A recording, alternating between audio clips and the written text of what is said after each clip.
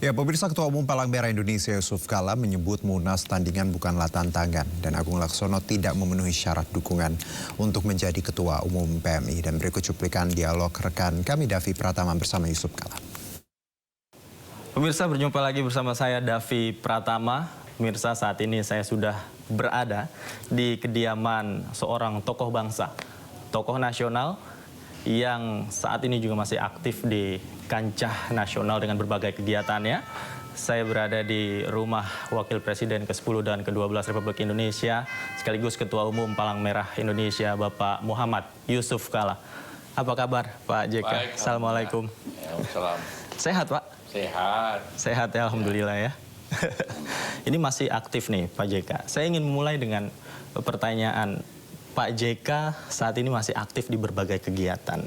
Kemudian kemarin yang terakhir juga Pak JK terpilih kembali menjadi Ketua Umum Palang Merah Indonesia. Nah, sebenarnya apa visi Palang Merah Indonesia ke depannya, Pak? Iya, Palang Merah Indonesia itu kan organisasi untuk kemanusiaan. Ya. Bagaimana mengurangi penderitaan manusia, masyarakat, baik karena bencana atau perang ataupun karena perbuatan manusia. Nah, kita Indonesia ini berbagai bencana telah terjadi. Memang kita berada di ring of fire. Karena itu kegiatan Palang Merah haruslah continue dan teratur dan siap siaga untuk segala kemungkinan yang ada. Sampai juga apabila ada masalah seperti konflik dan sebagainya, maka Palang Merah harus siap untuk menjadi penengah atau siap untuk mendukung untuk orang-orang yang kena korban daripada itu. Itu visinya Palang Merah yang kita kerjakan bagi kita, itu visi kita semua, para relawan Palang Merah, pengurus Palang Merah, dan juga pimpinannya tentunya. Nah, kemudian kemarin Bapak diberikan waktu 1 bulan nih untuk membentuk kepengurusan, Pak. Ya. Nah, saat ini nama-namanya sudah ada belum nih, Pak? Kan sebulan, baru kemarin 1 hari. Oke. Belum rapat formatur, ini yang menentukan formatur. Jadi ada kriteria khusus nggak sih, Pak, untuk berada di dalam kepengurusan? Ya, kriterianya pertama tentu mau berbakti secara sukarela kepada kemanusiaan dan juga mempunyai waktu yang cukup dan mempunyai kemampuan fisik yang baik untuk tersebut, sehat itu jasmani rohani untuk bekerja untuk kemanusiaan secara sukarela. Oke. Kemudian bicara soal tantangan, Pak. Tantangan Palang Merah Indonesia ke depannya seperti apa? Khususnya kita tahu tadi Bapak katakan bahwa fokus di misi kemanusiaan.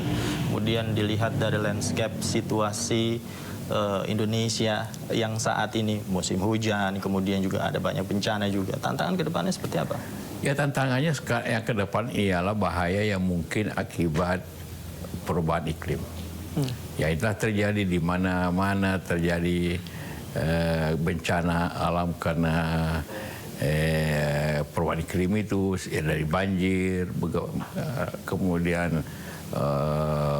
longsor, gempa bumi, atau gunung meletus. Semua itu tantangan-tantangan yang makin besar, sehingga kita harus makin aktif dan siap siaga untuk itu. Kalau bicara soal tantangan ke depan, Pak, artinya teman-teman yang nantinya akan masuk ke dalam kepengurusan Palang Merah Indonesia harus tahu, Pak, ya, tentang tantangan yang akan dihadapi. Oh ya, tentu harus tahu dan harus siap. Harus ada pelatihan-pelatihan untuk itu. Seperti sekarang kita untuk mencegah adanya akibat perubahan iklim, maka Palang Merah membentuk tim untuk perbaikan lingkungan. Ada 1 juta lebih, 1,5 juta relawan.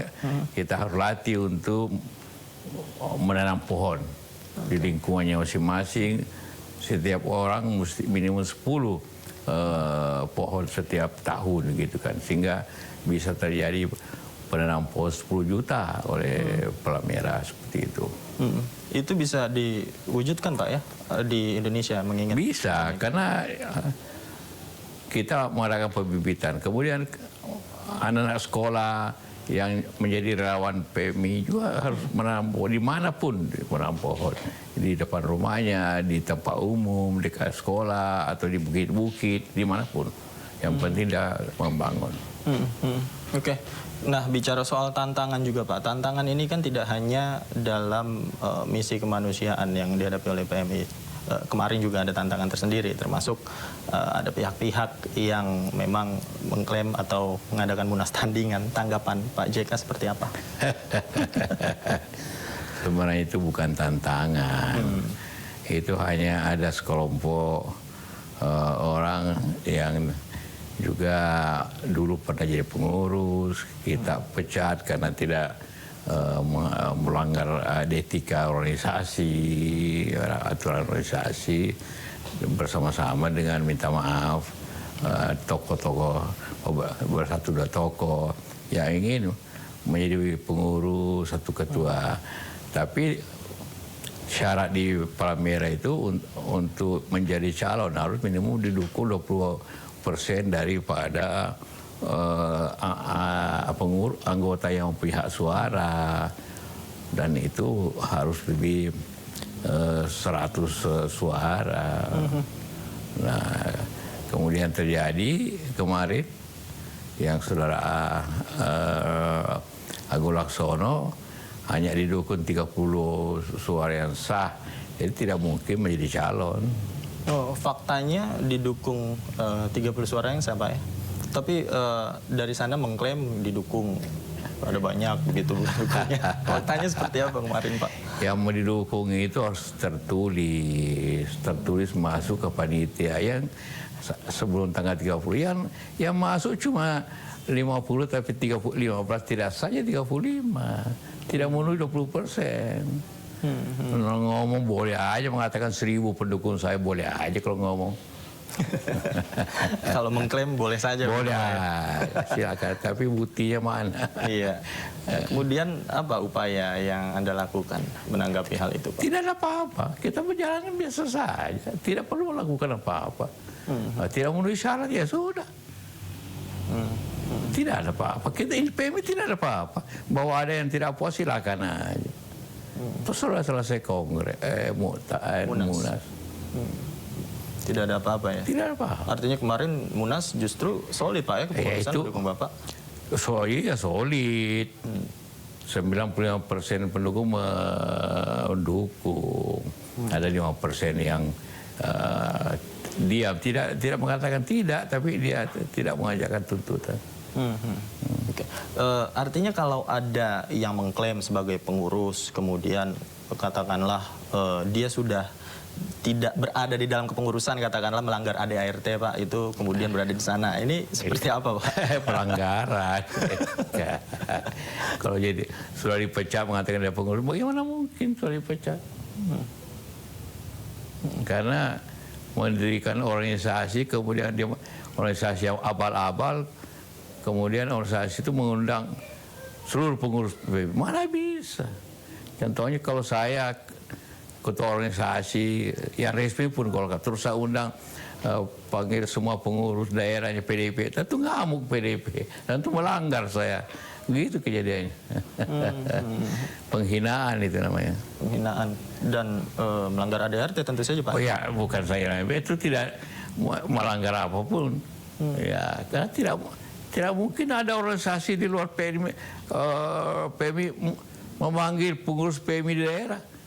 Itu kan penipuan. Oke. Iya, dan itu menghina PMI namanya. Diundang. Yang datang itu salah. Kenapa datang? Pada orang yang ngundang bukan PMI. Tidak menempuh jalur hukum Pak? Iya. Ya, sementara ini lagi kita pikirkan untuk menyusun polisi supaya orang yang mengatasnamakan PMI bisa ditindaki lah, dilarang. Dan tidak mencatut nama PMI lagi. Iya. Oke, ini menarik. Cuman perbincangan kita akan kita lanjutkan usai jeda berikut. Pemirsa jangan kemana-mana, kami segera kembali.